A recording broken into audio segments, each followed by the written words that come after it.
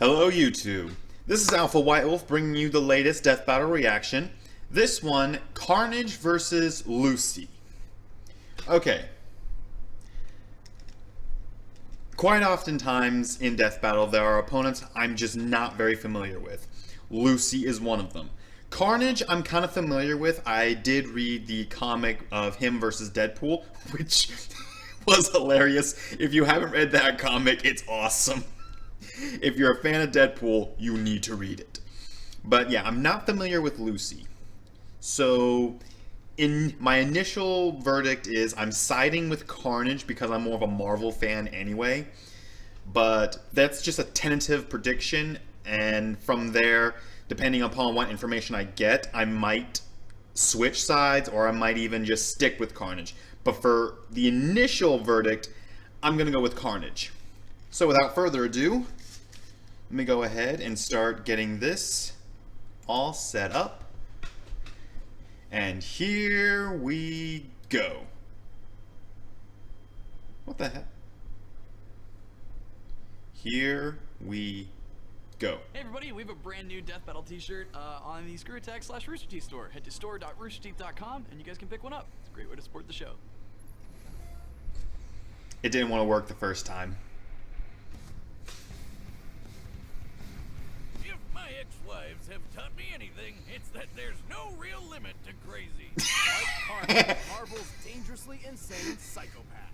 Or Lucy, the messed up murder lady from Elfen Lied. Elfen Lied. It's German. Oh. Yeah, whatever. So that's how you pronounce it. And it's our job to analyze their weapons, armor, and skills to find out who would win A death battle. Cletus Cassidy didn't have the chance to be a well-adjusted adult, because his entire family was already crazy. While Cletus was just a boy, his father got sent to jail for killing his mother. Which he did because she had tried to kill Cletus. Which she did because Cletus had tortured and killed her dog, Fifi.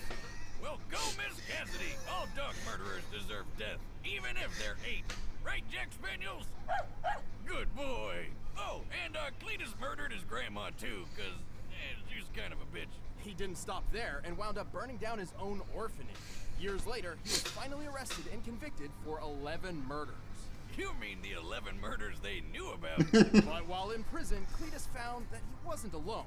In fact, his cellmate just so happened to be Eddie Brock. Who you may know is that creepy guy covered in black ink called Venom.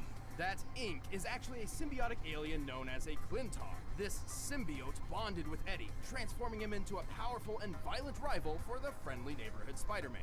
But what Eddie didn't know was, it was pregnant.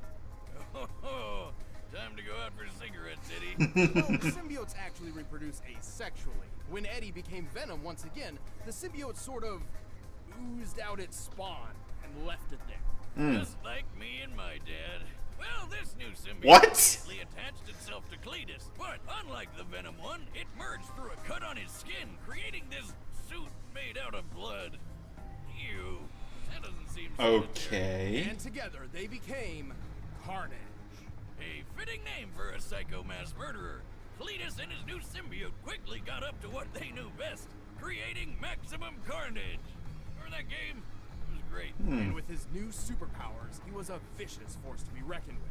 He has the same superhuman strength, speed, and durability as Venom, and supposedly even greater, like a Venom 2.0. He can shapeshift to make all sorts of killer weapons, like axes, swords, and spikes. He can even rip those weapons off himself or launch them at his victims. Have you ever tried ripping your fingers off and throwing them at people? Because that's just kind of what Carnage does. The symbiote can also reach out with dozens of chaotic, blood-soaked tendrils, perfect for strangling the people he doesn't want to see anymore. With a single touch, Carnage can infect a person with a portion of his symbiote, controlling or torturing them at his leisure. He has unbelievable regeneration, and even if somebody finds a way to disable his suit, the Carnage symbiote lives inside his bloodstream and can come back out through something as meager as a paper cut. Also, the symbiote literally sees everything around it. It's kind of like wearing a suit made of eyeballs. But let's say you're able to dodge his projectiles, outrun the tendrils, and get out of sight from the eyeball suit. You're still not safe. He will catch you, because he can sprout wings and fly. What the hell? Since when? Since realizing that shapeshifting is a really, really useful ability. So he's able to fly, he's totally aware of everything around him, and he's full of blood? This guy's like a giant mosquito of death. Sure. Carnage has said he's at least 10 times faster than the average man. But that's pretty modest, because Venom has shown he can move fast enough to catch up to a bullet after it's fired. And Carnage is frequently shown to be as fast or even faster than him. This puts Carnage over 1,500 miles per hour. Over twice the speed of sound. He's lifted a 50-ton tank, and he can overpower Spider-Man, whose best supported strength feat was lifting that giant machine thing that weighed as much as a 1965 locomotive. Which would put it around 130 tons. And you know those weird tendril things crawling around his body? When he wanted to find a missing journalist in New York, he climbed to the top of the Empire State Building and just stretched them all out over the city. He found her by this coastline, and this building nearby looks a lot like the consolidated Edison plant between 14th and 15th Street. That's about 2 miles away. And as a thank you for saving her, she shot Carnage in the head. Well, fine. Save your own ass next time, lady. He was fine. Carnage's durability doesn't come from his sturdy build. Instead, his form is malleable and somewhat fluid. Technically, his human body still exists somewhere in that mass of blood, flesh, and writhing tentacles, but even when he's hit by a train, struck by missiles, or blasted apart by a tritium bomb, he can always just pull himself back together. So long as there's a piece of him still around. Given the size of that blast, it looks like Carnage survived a blast worth 125 tons of TNT. Very impressive. Also, he once smothered and survived a gene bomb designed to wipe out all of humanity except mutants. He's even survived being ripped in half and thrown into space. Seriously, what kills this guy? Well, he does share the same weaknesses as other symbiotes, namely extremely loud noises and heat. Well, until he traded the sound one for a weakness against some Cthulhu-looking magic. Carnage has been through a lot, but with 2 minds as one, he always gets back up to keep doing what he loves. Murder, murder, and, you know, more murder. Carnage is chaos. Okay. There are some All mysteries right. the world holds which no one is meant to know. Every day, something, somewhere, comes ever closer to destroying everything you hold dear. One such secret is the Dicloni. No big deal. They're just a race of crazy people who want to infect human beings to make more Dicloni and then wipe out all of humanity. Oh, look at the cute little horns. They look like kitty ears. To accomplish this, the Dicloni would have to rely on their queen, Carnage, better known as Lucy. Luckily for everyone, some important people figured this out and captured her. And now it's time for your only warning. Right, Lucy's methods, let's just say they're not for the faint of heart. And let's also say that those lucky important people were about to get very, very unlucky.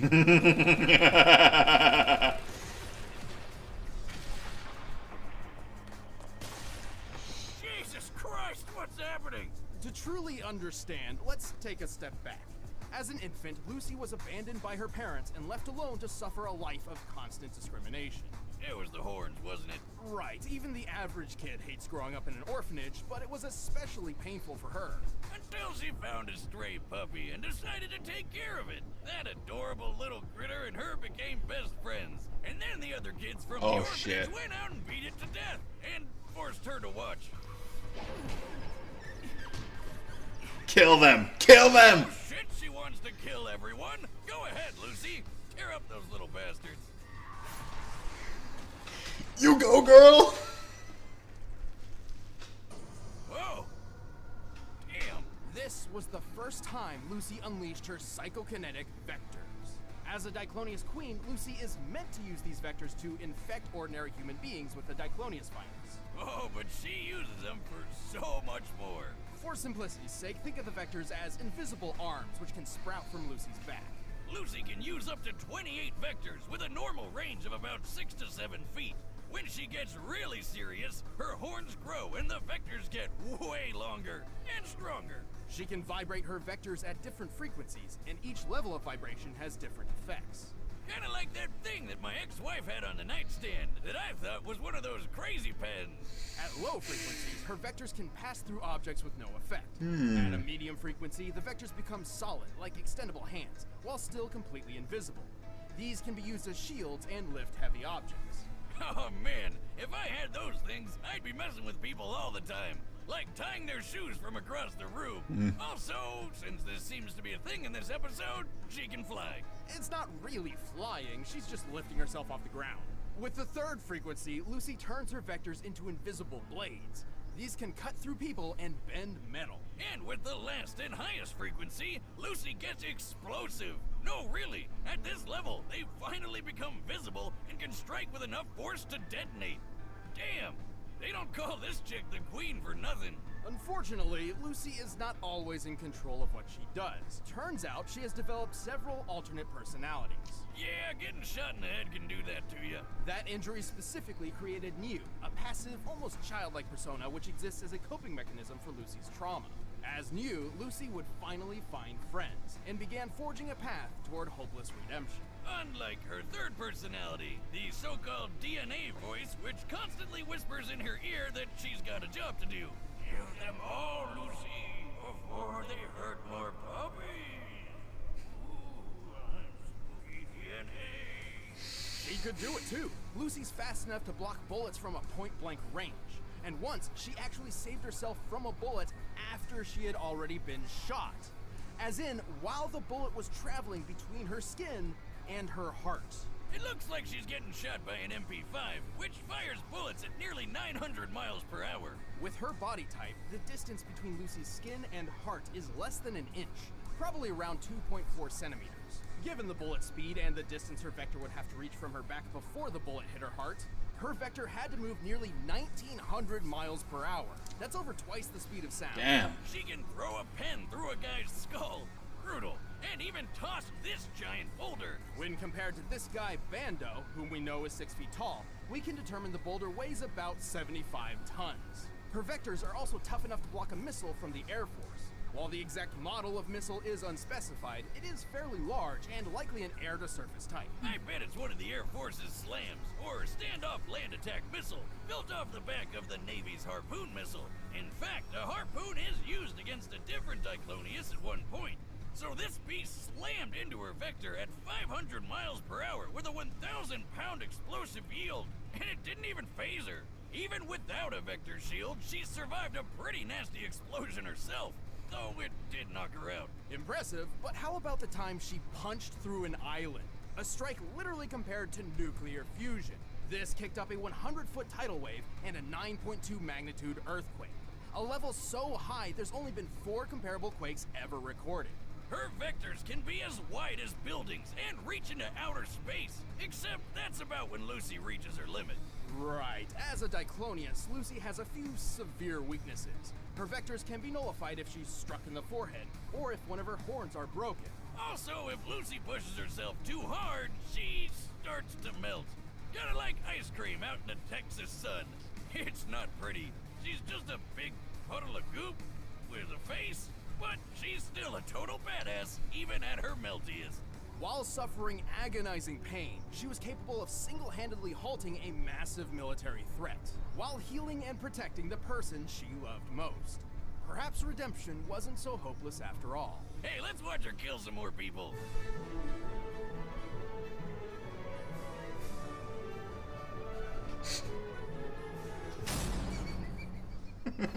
All right, the combatants are set. Let's end this debate once and for all. But first, you'd be crazy not to get in on this deal.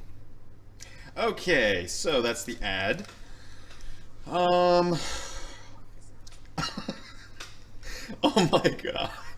Okay, so honestly, I think that it seems that one of Carnage's only major advantages over Lucy is his regenerative abilities. And I do think that's going to make him quite a difficult opponent for Lucy in the long run. But the sheer power behind her abilities is really making me think that she's going to pull through. So while my initial verdict was siding with Carnage, I'm currently now siding with Lucy for no more reason than it seems like her abilities just are so much more OP than his. Now, if he manages to knock off one of her horns, which he can. Yeah, Lucy. If he knocks off one of her horns, it might end in his favor, but I wouldn't bet on it. Interesting animation.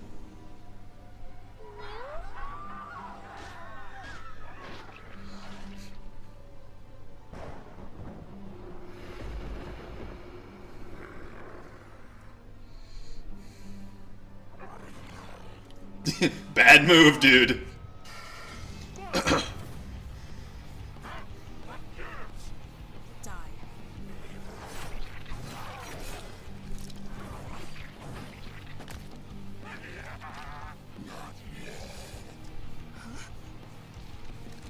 Yeah, it didn't seem like she ever came across someone who could do that.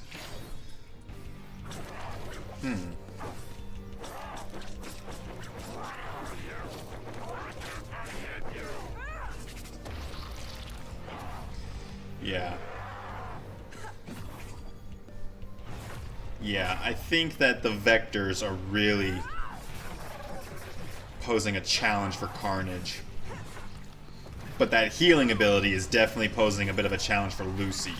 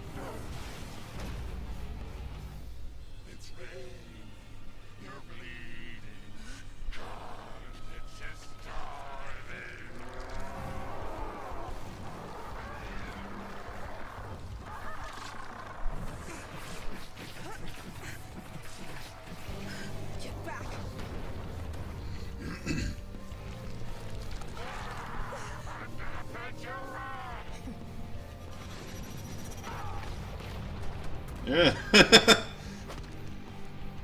He's holding out pretty well. Does it hurt yet? Don't worry. I'll put you out of your misery. I think he's holding out. Wait, is that it? Oh! Oh! Is that it? First those kids at the orphanage, then Cletus. Lucy really hates dog. Okay. And for good reason. Carnage was a challenging opponent. It was incredibly difficult for Lucy to deal any lasting damage against him. He had the durability advantage in the bag, though Lucy fighting as a puddle proved she could take a lot of pain and keep on fighting. Sadly, Carnage came up short in pretty much everything else. Right, Carnage was tough, but not invincible. Even his surviving that gene bomb isn't quite as impressive as it sounds, since he had no other feats to even remotely back up planetary level durability, and the bomb was more akin to a biological weapon anyway. While Carnage's tendrils could pass speeds of Mach 2, Lucy's vectors once reached into outer space. By timing her accompanying monologue and comparing the longest vector's length to the curvature of the Earth, it's clear she reached over 2,400 miles in 20 seconds max. Way longer than Carnage's 2-mile feat. All this means her vectors were moving at least 440,000 miles per hour. More than 500 times the speed of sound, and 250 times faster than Carnage. Good luck getting past that. And this was really the biggest hurdle. With Lucy's redonkulous speed and Carnage's healing powers, it all boiled down to one thing. Who could hit the killing blow first? I mean, Carnage could respawn from scraps, so the only way to beat him for good was to totally vaporize him. And Lucy had the perfect answer to that. Remember that time she hit an island so hard she caused a 9.2 magnitude earthquake and a 100-foot tall tidal wave? Such a feat would require an enormous amount of explosive energy. approximately 31,000 tons of TNT, similar to the bomb that hit Hiroshima. It's literally compared to nuclear fusion in the Elfen Lied manga. Elfen Lied, it's German. The point is, in order to beat Carnage for good, Lucy needed to totally obliterate him, and she could do that. The heat produced within the initial impact of a nuclear explosion can reach temperatures up to 180,000 degrees Fahrenheit, more than 18 times hotter than the surface of the sun. And to top it off, heat was Carnage's biggest weakness. Even if Lucy's explosive force was just a fraction of this, it would still have been far too much for him. She just needed to smack him before he could power through her vectors, which chances were pretty slim for that happening anyway, because there's a bunch of them and they're so damn fast. Hitting Carnage with a big explosion punch was way easier. Cletus and his symbiote may have had the endurance, but Lucy's space-worthy speed, overwhelming presence, and nuclear strength won the day. She dealt the carnage needed for a total victory and took the lead. There, I said it right, Wiz. Happy? The winner is Lucy. Okay, let's see who's next. Thanks for watching, and if you enjoyed the fight, you can get a first membership and watch our commentary by clicking that box over there. Thank you, Chad. And if you want the battle music from this episode, you can get it in the link in the description below. You're not Chad.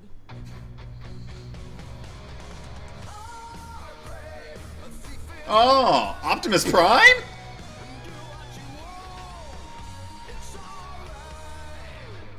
Okay. Okay. Okay. So, I'm glad I changed my prediction after getting all that information. And, yeah, I kind of pride myself on being able to figure out the information that they present and what's important, what's not, and how the stuff stacks. So I was leaning towards Carnage at the beginning, and I'm glad that I switched my prediction to Lucy after we got all the information. But frankly, honestly, the dialogue was my favorite part of that match. It was really good. But yeah, that was a good fight. That was a really good fight. And honestly, this upcoming one, I guess it looks alright, but I don't think it's nearly as interesting as this one is. Yeah, that next one doesn't seem like it's going to be quite as interesting as the Lucy Carnage one. But, hey, I'm willing to check it out and see what they're going to bring to the table. But in the meantime, this has been the latest Death Battle reaction. It is August 15th. If you'll notice around the other releases around this time, I'm starting to release Saints Row the 3rd. I'm working in backwards order through the main storyline. I might add Gat Out of Hell later on, but I'm working on uploading the Saints Row the 3rd footage.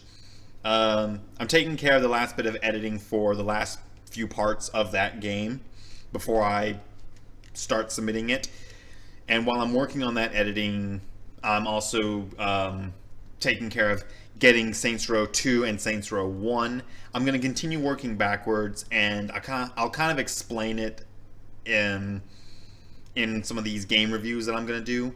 But in the meantime, go ahead, and if you like the video, please indicate so down below. If you have any suggestions for future videos that you want me to do, games you want me to play, or videos that you want me to react to, go ahead and suggest them down in the comments. And if you would subscribe, it really helps out the channel, and it's always a bit of pride for Reaper and myself whenever we get to see that subscription number go a little bit higher. But in the meantime, this has been Alpha White Wolf. I'm signing off. You keep howling, Wolfpack.